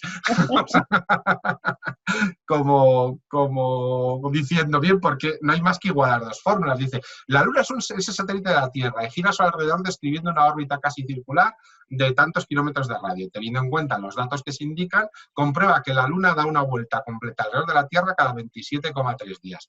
Y les doy todos los datos, la intensidad de campo gravitatorio, la constante G, la masa de la Tierra y la masa de la Luna. Y dicen, vale, si la Luna gira alrededor de la Tierra, la fuerza de gravedad con la que la atrae la Tierra tiene que ser igual a esa fuerza centrípeta. ¿Por qué? Si la fuerza de la gravedad es mayor, la Luna se va a caer más rápido y al final impactará, porque será un toquecito, pero un toquecito muy débil. Y entonces, aunque haga un disco, caerá sobre la Tierra. Pero si la fuerza centrípeta es muy fuerte, es decir, el toquecito lateral es muy fuerte, la Luna no es que vaya a dar una vuelta, es que se va a ir volando lejos de la Tierra. La única manera para que se mantengan estables es que las dos sean iguales. F sub G es igual a F sub C. Entonces lo que hacen es poner las fórmulas cada una y lo único en este caso que van a despejar es la velocidad lateral, que la velocidad de la Luna. La despejan de las fórmulas y les da que la Luna se mueve a 1018 metros por segundo. Fijaros, a más de 1 kilómetro por segundo. El movimiento de la Luna. La Tierra es aún más rápida alrededor del Sol. Y conociendo... Pero la realidad es que la Luna se aleja de la Tierra cada vez más. No. En este momento ya no. Pero sí.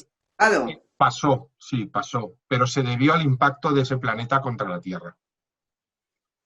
Pasó. Es decir, ese fue un rastro, como decía Lola, del choque. Pero ahora mismo ya está capturada y el efecto es puramente gravitatorio. Una vez que tenemos la velocidad, pues calcular simplemente por el tiempo que tarda es bastante sencillo y efectivamente cuando despejamos esa fórmula nos sale 27,4 días. Esto los alumnos míos no solían fallarlo nunca. Era un problema de los que les gustaba porque sabía que eran 2 puntos seguros en un examen, ¿no? ¿De qué curso? Esto es de primero o segundo de bachillerato. O sea, ¿años? ¿Cuántos? 16, 17. Qué vergüenza. Uy, yo hacía letras. Evidentemente, alumnos de ciencias. Yo como en esa edad sacaba 10 en matemáticas y en física. Pues mira. ¡Qué fiera! Y aquí tenéis pues, los típicos problemas para calcular la velocidad necesaria para un satélite que orbita a una altura determinada o el tiempo que tarda en realizar una órbita alrededor de la Tierra. Todo esto se calcula con matemáticas que resuelve un alumno de secundaria. O sea, no necesitamos ser físicos súper avanzados para poder resolver esas cosas. No. Y aquí os las dejo para que las aprendáis de memoria, que la semana que viene hay examen. Hasta con un ejemplo resuelto de un satélite meteorológico, que también problema muy típico. Sería la mejor forma de aprenderlo, desde luego. Sí, es que al principio cuando lo ves todo esto, o en una pizarra dices, Dios, esto es como en las películas. Pero luego en el fondo son fórmulas que están despejándose. Aprender, quizá a veces es complicado saber que si una letra está multiplicando en un lado, si la cambias al otro lado del igual, pasa dividiendo, ¿no? Dividiendo.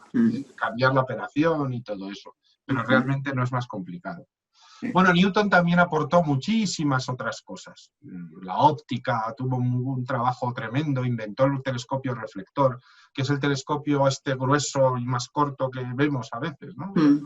Que tiene unos espejos, entonces hace el efecto de foco, en vez de ser muy largo, tiene espejos dentro que hacen el mismo recorrido de la luz. También aprendió, entre otras cosas, el sistema de que la luz blanca cuando atravesaba un prisma se convertía en el arco iris, ¿no? Y explicó un poco ese proceso. Y sin embargo también tuvo sus errores. Por ejemplo, no era partidario de la teoría corpuscular de la luz. mientras que... ¿Era o no era?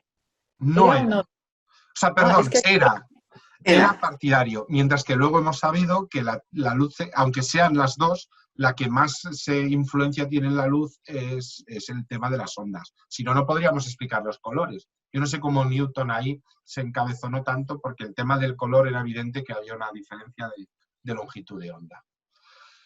¿Y Con esto qué 50 es? ¿En la ¿Perdón? cara esta que nos has puesto? ¿Que es una mascarilla de fúnebre? Sí, es una mascarilla fúnebre. Ujú. ¿De Newton? De Newton, sí. Anda. Se le hizo, era muy común en la época hacerles luego se metían en bronce y se fundía para generar una máscara que durara. Con 50 años decide abandonar su vida académica y se dedica a trabajar en la Casa de la Moneda, donde hizo dinero, no solo porque estaba en la Casa de la Moneda, sino porque ganó muchísimo dinero. No hizo nada importante en los siguientes 25 años, pero es que había hecho tantísimo previamente, y murió con 85 años, muy anciano para la época, en 1727, y bueno, ahí está la frase de Alexander Pope, y está enterrado como los grandes ingleses en la bahía de Westminster. Si vais allí, podréis ver la estatua, ese rostro que tiene colocado delante de una enorme estatua sobre sus descubrimientos, y aparece así como dominando y señalando el cielo en una pintura muy Pero vamos a ver, ¿cómo es esto? O sea, está hasta los 50 años siendo un científico sobresaliente, y a los 50 años se va de celador. Y de celador pasa a director de la Casa de la Moneda. El celador, sí, lo que pasa es que el celador de la Casa de la Moneda se corresponde un poco con lo que sería aquí el director del Banco de España. Digo, bueno, es el responsable de la banca, ¿no? Te creías que estaba limpiando por ahí, ¿no? Sí, da la sensación que habla, sí, efectivamente está mal. Ya habías visualizado un celador de PCR, de estas de agua. Exacto. Es decir, él se dedicó durante 25 años a ser el director, el celador, o sea, el director, y luego, de alguna manera, el responsable económico de las finanzas del Estado inglés, por debajo únicamente de lo que es el canciller del Exchequer, que nunca sé cómo se pronuncia eso. Tesoro, sí. Y que es el canciller del Tesoro, el responsable del Tesoro en el Reino Unido. Entonces, claro, era un cargo importantísimo. Pero que digo que de todas formas los científicos ya con 50 años ya se jubilan y pasan a trabajo burocrático, ¿no? Sí. Los grandes descubrimientos suelen ser gente joven. Hoy, con lo cual, hombre, que hiciera pasta, que era lo propio. Es muy difícil, y os propongo que lo intentéis, que busquéis un descubrimiento científico importante que haya hecho alguien después de los 50. Es Yo muy de raro. todas formas no sé si me estoy equivocando, pero a mí me parece que este hombre casi se arruinó porque todos los inventos eran su propio laboratorio. Y a la hora de registrarlos, como no tenía dinero porque valían registrarlos muchísimo, pues terminaba vendiéndolos de mala manera. Bueno, también, a ver, el registro tampoco era muy útil, y además también existía otro problema, que es que los científicos estaban mal pagados. Ser científico, como ahora desgraciadamente en España por lo menos, no estaba muy bien pagado, ni siquiera en el Reino Unido. Por eso a la ciencia se dedicaban casi siempre nobles, claro. Ellos no necesitaban, tenían ya el dinero. Entonces, pero luego vimos excepciones como puede ser Faraday, por ejemplo, ¿no? Pero fueron excepciones ya en el siglo XIX, o este que era muy grande.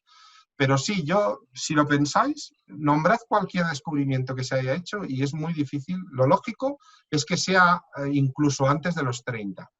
Incluso antes de los 30. Y pensad en los grandes descubrimientos de la actualidad también, ¿eh? No estoy hablando solo de esa época, sino también en los de la actualidad. La ciencia también, el poder de la juventud tiene mucho peso.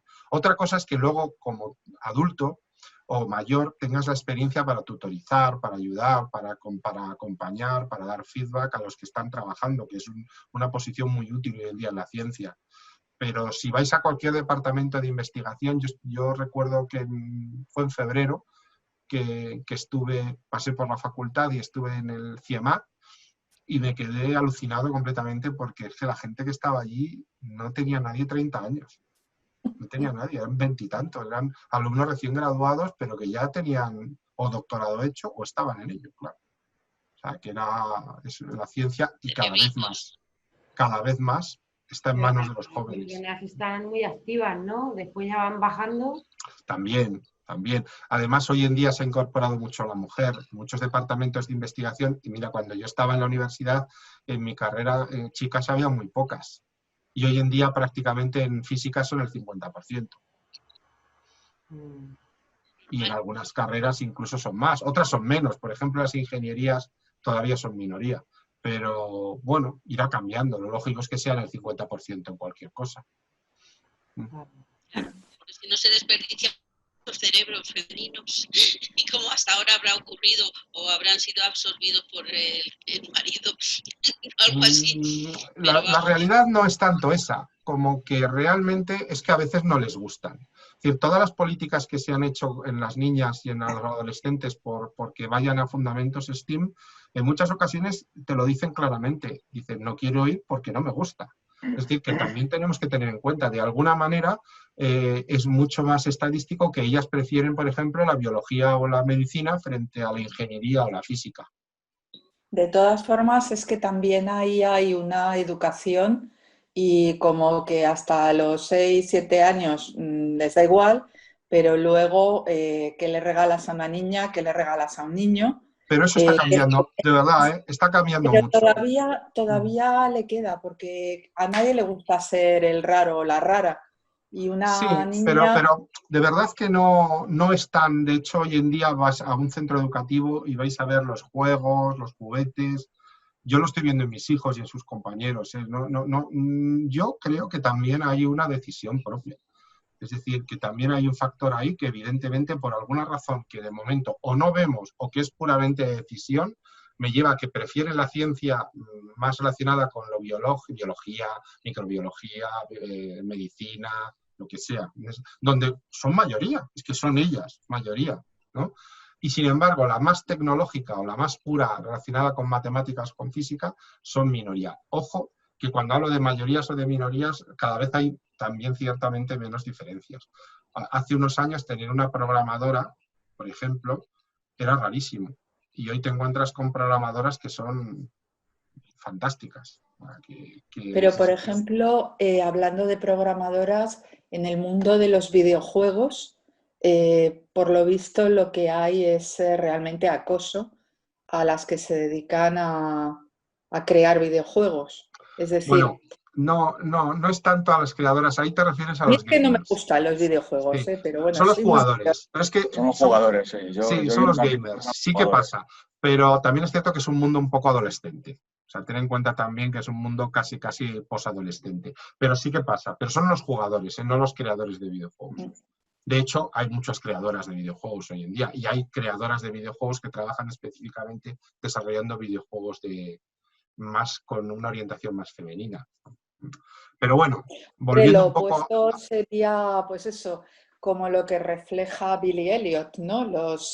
Los chavales que quieren hacer ballet, pues bueno, igual, ¿no? Pero hoy en día, por ejemplo, hoy en día eso no es un problema. Es que, de verdad, o sea, hoy en día en ese sentido, sobre todo entre los que estarían ahora mismo en primaria o iniciando la secundaria, no... O sea, yo veo en el colegio de mis hijos que hay equipos de fútbol de chicos, de chicas que juegan juntos y veo que hay ballet y teatro y hay tantos chicos como chicas. Es decir, ¿y muñecas para niños? Ahora empieza a igualarse. Pues hay muñecas y hay muñecos. Lo que sucede ahora es que se generan un mercado mucho más relacionado con los superhéroes. Y los superhéroes han permitido precisamente mejorar eso, porque... a ellos y a ellas les pueden gustar indistintamente unos y otros. O sea, yo por ejemplo veo que a mi hijo y mi hija su personaje favorito es Wonder Woman, los dos, por poner un ejemplo. Para ellos y no pasa nada.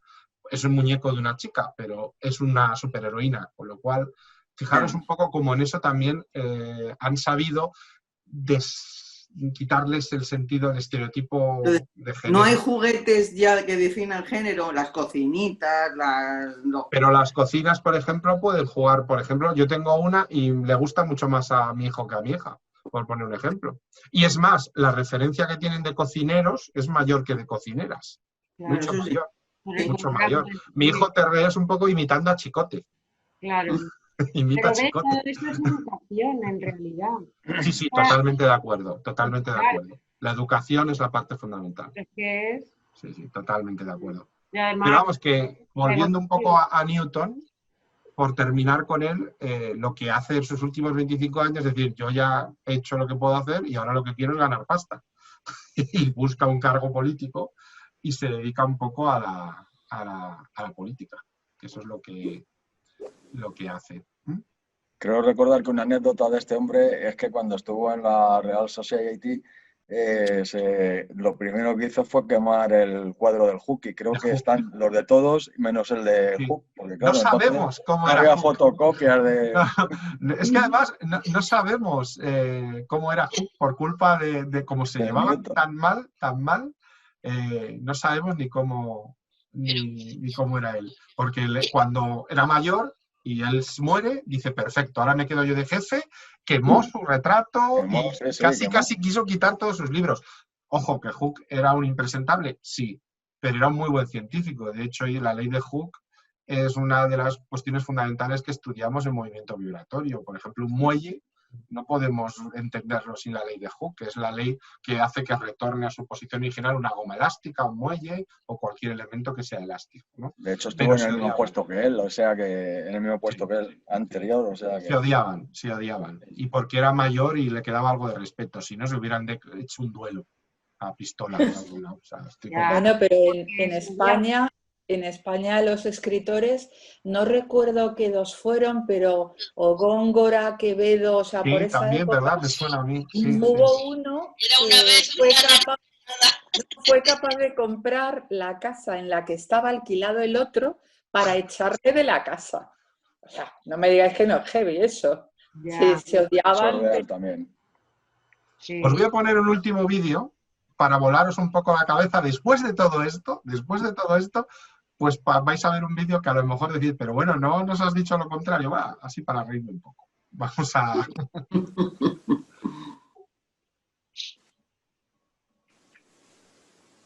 Hoy vamos a meternos en la cabeza de Albert Einstein. Voy a llevaros por el que se piensa que fue el camino que le llevó a descifrar el gran secreto de la gravedad. Un enigma que no requería de complicados y sofisticados experimentos, solamente de una idea genial. Vamos a ver cómo la naturaleza nos muestra que la gravedad no es una fuerza, sino la manifestación de algo mucho más fantástico. Atentos, porque vienen curvas. Imagínate esto. Estás encerrado dentro de una caja, opaca y sin ventanas. No puedes saber qué está pasando fuera de ella, pero sospechas que la caja está girando en torno a algo. ¿Cómo podrías saber que estás aquí metido rotando? Porque dentro parece que estamos parados en el espacio. Bueno, puedes hacer un sencillo experimento quitándote un zapato y dejándolo en el aire. Si realmente la caja está quieta, en el vacío, el zapato se quedará quieto flotando. Sin embargo, si es cierto que la caja gira, entonces al quitar el contacto del zapato con la caja, las fuerzas que lo mantenían rotando solidariamente contigo han desaparecido, haciendo que el zapato siga una trayectoria en línea recta. Desde tu perspectiva, el zapato se empezaría a mover como por arte de magia hacia una de las paredes. Acabas de pillar a la fuerza centrífuga, por lo que ya sabes que no estás quieto, estás girando. Algo parecido puede hacer una persona dentro de una caja que acelera en una cierta dirección. Si deja su zapato en el aire, debido a que la velocidad de la caja sigue aumentando, pero la velocidad del zapato ya no lo hace, puesto que no está en contacto con ella, este acaba quedándose rezagado y chocando contra una pared. Así que, dado que el zapato no se ha quedado flotando, el tipo de la caja puede saber que está siendo acelerado y además saber en qué dirección, la contraria del zapato. Y oye, ¿qué me decís de estar encerrado en una caja que se mueve a velocidad constante? ¿El truco del zapato también funciona para saber si estás parado o no? Pues la verdad es que no. Si sueltas el zapato en el aire, se va a seguir moviendo con la misma velocidad que llevaba. Inercia. Así que desde tu punto de vista, parece flotar.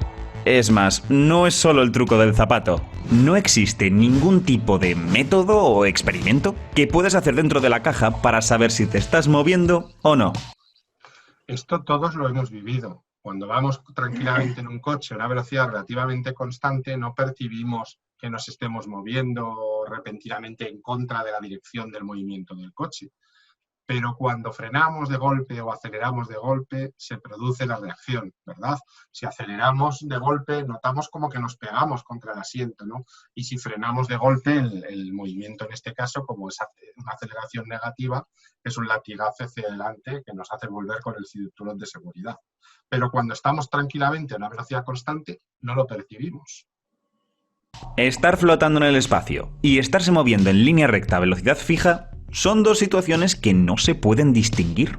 De hecho, si le preguntas a las mismísimas leyes físicas cuáles son los tipos de cajas que no puedes diferenciar respecto a estar dentro de una caja quieta, sin que aparezcan fuerzas misteriosas de la nada, las leyes te dicen que solo hay una, la caja que viaja a velocidad constante.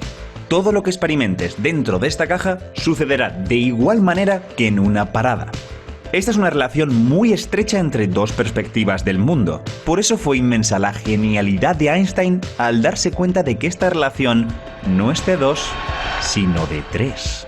Hay un tercer tipo de caja que no se puede diferenciar de ninguna manera de estar flotando. Una caja muy pequeña que cae. Imagina que te meto dentro de una caja a gran altitud y la suelto. Todo el grupo será acelerado contra el suelo por la gravedad. Podrías pensar que este es el mismo caso de antes, una caja que acelera, y que con solo quitándome un zapato podría averiguar que estoy aquí metido. Pero lo cierto es que aquí ese truco no funciona, porque primero, uno no puede librarse de la gravedad. En la primera caja, al poner tu zapato en el aire y rehuir el contacto con las paredes, estabas eludiendo la fuerza que ejecutaba la aceleración, pero en la otra caja tú no puedes evitar a la gravedad. Por el mero hecho de tener masa, vas a caer. Y segundo, porque todas las cosas caen al mismo ritmo. Si esperas que el zapato, por ser más ligero que tú, vaya a caer de manera distinta, y así darte cuenta de dónde estás metido, te estás equivocando. Todo cae de la misma manera. Así que desde la perspectiva de dentro, vas a ver el zapato flotando delante de ti, como si estuvieras parado. Es decir, que es justamente ese punto raro que tiene la gravedad, que todos los cuerpos sin importar su masa caigan a la vez, lo que hace que esta caja sea indistinguible de estar en reposo. Bueno, realmente estoy mintiendo un poco. Si nos ponemos quisquillosos, hay una manera de pisparse que estás cayendo. El culpable es que la tracción hacia el suelo no es totalmente paralela. Hay una pequeña inclinación debido a que todo lo que cae quiere ir al centro de masas de la Tierra. Eso hace que si coloco mis dos zapatos en los extremos de la caja, los suelto y espero el suficiente tiempo, veré cómo esos zapatos se van acercando el uno al otro. Fuerzas misteriosas que me indican que estoy cayendo. Pero, si concibo una caja lo bastante pequeña como para que no puedas alejar demasiado tus zapatos y solo te dejo hacer experimentos por un periodo corto de tiempo, entonces esta caja sí que es totalmente indistinguible de estar flotando en el espacio.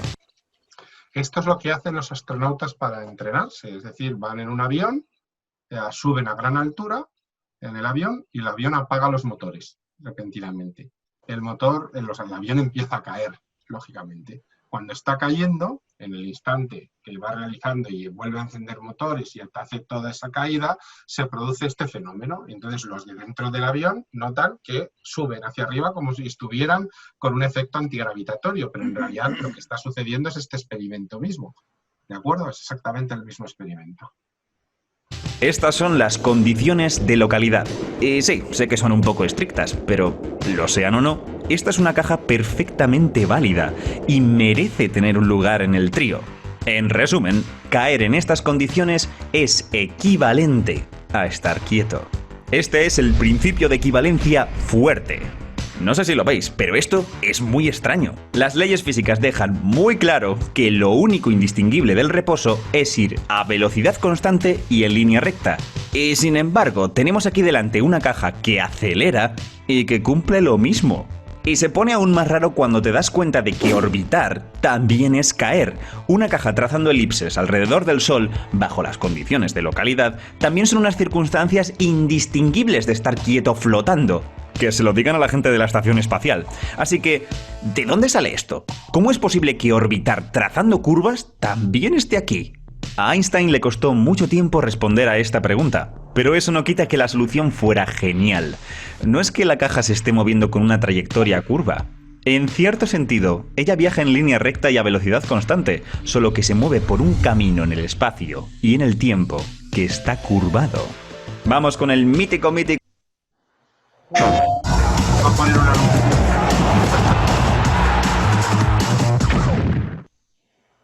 My name is Zohar. I'm from Afghanistan. Ya sabes que ahora I'm YouTube tiene anuncios. 13 years. Y con esto de las hormigas. Tienes a dos pequeñas hormigas en la superficie de una esfera muy grande, aunque ellas no pueden notarlo. Y es que solo mirando a su alrededor, no pueden diferenciar estar en una esfera enorme de estar en una superficie plana. Al igual que le pasa al tío de la caja pequeña que cae, también sufren unas condiciones de localidad. Estas hormigas deciden hacer un experimento. Se ponen de acuerdo y deciden caminar en línea recta en la misma dirección, pero desde lugares distintos de la esfera. Ellas nunca se desvían de su trayectoria, van siempre rectas desde su perspectiva, pero debido a la curvatura de la esfera, la distancia que hay entre las dos se va reduciendo poco a poco, hasta que finalmente se encuentran en el mismo lugar. Sorprendidas, analizan lo que ha ocurrido de una manera muy diferente a la nuestra, ya que no saben que están viajando en la superficie de una esfera. Desde su perspectiva, han empezado moviéndose en línea recta, pero una fuerza las ha traído la una a la otra hasta hacer que choquen. Luego deducen que en su... ¿Ves justo lo que hablábamos de la gravedad? Justo es eso la gravedad. su mundo debe haber una gravedad. Más o menos esto es lo que nos ha pasado a nosotros.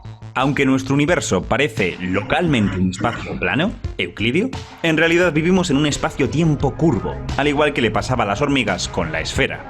Cuando caemos no podemos diferenciarlo de ir en línea recta y a velocidad constante, porque realmente estamos yendo en línea recta y a velocidad constante, solo que sobre una geometría muy distinta a la que estamos acostumbrados.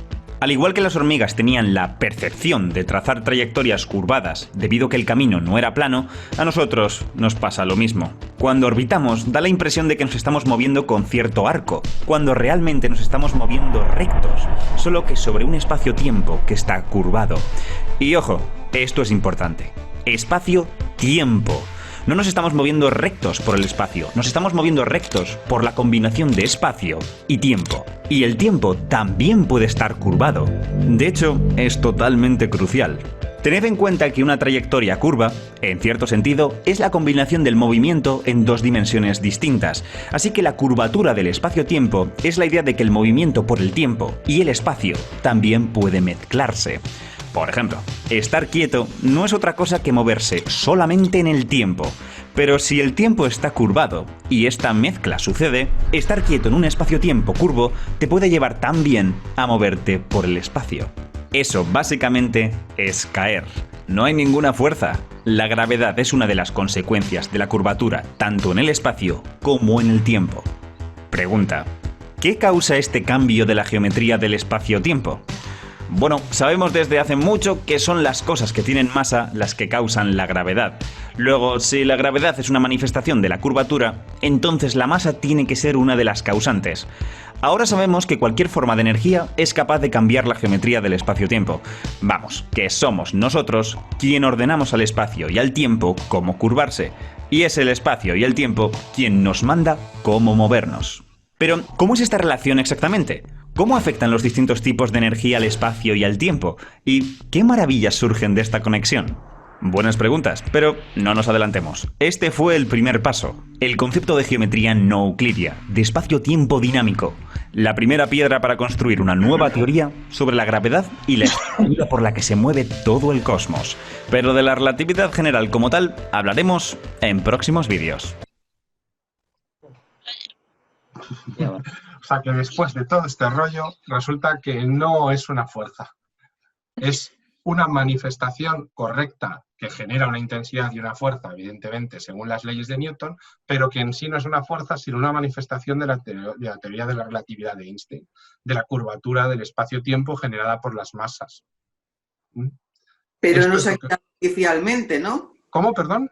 Que no se ha quitado oficialmente de su definición como fuerza. Ahora lo que se afirma es que la fuerza es consecuencia de la curvatura, pero no es la gravedad como tal. Es decir, la curvatura genera esa fuerza. Para medir el efecto, digamos, del movimiento, la aceleración que causa el objeto al moverse con la fuerza gravitatoria, se utiliza la fórmula de la fuerza. Pero si tú hablas con un físico hoy en día, te lo dice así: no existe la fuerza de la gravedad como tal. Existe la fuerza generada por el principio relativista de la gravedad. Entonces ahora ya no hay cuatro fuerzas en Claro que sí, pero la fuerza de la gravedad no se explica por la ley de Newton, sino se explica por la teoría de la relatividad. En física no es que lo anterior no valga y valga lo nuevo, es que lo anterior sigue valiendo, pero ahora hemos conseguido explicarlo mejor porque hemos incorporado nuevos conocimientos. ¿La gravedad es una fuerza fundamental? Sí, pero no es una fuerza como afirmaba Newton, sino que la fuerza de Newton es la consecuencia de la existencia de la gravedad. Es lo que yo noto que la gravedad me empuja, pero no es la que causa esa fuerza. Newton se quedó ahí, pero no, claro, la pregunta muy obvia era decir, vale, pero ¿de dónde sale esa fuerza? Entonces tuvo que venir Einstein, casi 150 años más tarde, a desarrollar la teoría de la relatividad, es decir, esto lo causa la propia estructura espaciotemporal del universo que se curva con las masas. Recordad el ejemplo en 2 dimensiones. Coged una manta, la estiráis bien y ponéis un peso en el centro. Automáticamente la masa deforma la manta. Y poned una pelota pequeña cerca. Vas a ver cómo cae al agujero. Cae al pozo gravitatorio que ha generado la masa más grande. Esto hay que llevarlo a muchas más dimensiones, pero para que lo veamos en 2 dimensiones, que es muy fácil de entender. Y un experimento que podemos hacer en casa. Eso es la gravedad. Una deformación del espacio-tiempo. Lo que hizo Newton es correcto. Midió la fuerza que se genera al caer a ese agujero, a esa deformidad del espacio-tiempo. Pero no explicó el porqué. Eso lo hace Einstein a principios del siglo XX. Espero no haberos volado la cabeza con esto último. No. En absoluto. La cabeza no, las venas. Y bueno, y esto es la gravedad. Que no nos ha dado tiempo a ver electromagnetismo, pero creo que llevamos ya suficiente tiempo para no cortarnos las venas. Yo creo que hemos dedicado a algo, fijaros, dije, esta es la más fácil de todas. Pues 1h30. ¿Hora y media llevamos? Así es, Hombre, sí. Más de 1h30. Santiago, contigo. Nada, tú cortas, Santiago, cuando eso. El tiempo se nos va, como dice Einstein. Sí. Es relativo. Contigo la vida pasa en un suspiro, vamos. Bueno, ahora os compartiré toda la presentación, que ya os digo que son más de 100 diapositivas, que si se juntan se forma un libro de física, de historia de la física primero y de teoría de la física después, pero siempre a niveles bajos. Siempre he intentado meter pocas matemáticas para explicar los conceptos fundamentales. Os recomiendo ese libro de Gamow, que es muy interesante, si lo podéis conseguir. Si lo consigo yo en PDF os lo comparto, que yo creo que puedo tener una copia. Y también alguna otra bibliografía que pueda pensar. Se me están ocurriendo 4 o 5 libros que puedan ser interesantes. Genial. ¿Y física y matemáticas para torpes? Digo, en mi caso. Para dummies lo hay. Y en el mío. Seguramente lo hay, pero creo no, que hay uno muy seguro. bueno. No sé si lo tengo yo aquí. El agujero negro lo tienes. Sí, sale todo ahí. No, que sí. Ahora saca una estrella, una Estaba muy buena esa. Ya casi porque estaba metiendo la mano justo ahí. Bueno, os busco más bibliografía, no os preocupéis, ¿vale? Es que algunos somos muy malos. Yo la parte de matemáticas, física, he tenido una educación catastróficamente mala. Y yo también. Voy a ser directo. Lo odiaba, seguramente pero tuvisteis un mal profesor. Yo la tuve 4 años seguidos. O sea que me da lo mismo. Yo siempre he dicho que influye mucho el profesor que tengáis para que os guste la ciencia. Mucho. Si te transmite el cariño que siente, si esa persona siente cariño por lo que está haciendo, te lo transmite. Sí. Bueno, vale para ciencia y para cualquier cosa, vamos. Sí. Mm. Yo tuve una gran profesora, era una bruja como persona, pero como profesora era genial, de matemáticas, de física y química, era una monja, y a mí me despertó el gusanillo, pero yo no le hacía ni caso, y me despertó el gusanillo de la competición, de decir, tú seguro que no lo sacas, y yo dije no, y a partir de ahí empecé, y al final, cuando dudaba en las respuestas de un problema, me decía, hazlo tú por un lado y yo en el encerado por el otro, a ver si nos da lo mismo. O sea que... que se ha quedado. Ahí se quedó. Pues ahí. Se ha quedado bloqueada. Se ha quedado bloqueada. en física. En El matemáticas. espíritu de la monja que se ha vengado. La ha atacado. Ya Ha vuelto, ha vuelto. El espíritu de la monja ha venido. Gracias a ella, ¿eh? Gracias a ella. Ella despertó todo mi interés. Sí, yo estoy convencida que un buen profesor te abre las puertas. Indiscutiblemente, indiscutiblemente. Bueno, pues no sé si tenéis alguna pregunta más que queráis hacer o si ya os duele ya la cabeza, pero... Ya es muy tarde. No, tendríamos aquí todo el fin de semana hablando, ¿eh? Bueno, yo os voy a compartir lo antes posible, por lo menos para que tengáis esto y lo podáis repasar pronto y también si os ocurren preguntas las podemos ir o las podéis ir compartiendo por WhatsApp y las tenemos para el próximo día, por ejemplo, y hacemos también una mecánica de responder preguntas o cosas por otro momento, ¿vale? Y así lo podemos hacer. Genial. Perfecto. Bueno, pues un placer, como siempre, compartir Igualmente. este rato con Buen fin vosotros. de semana. Muchísimas mismo. gracias, Y Santiago. cuidaros mucho. Vale, muchas gracias. Chao. Contigo. Te enseñas.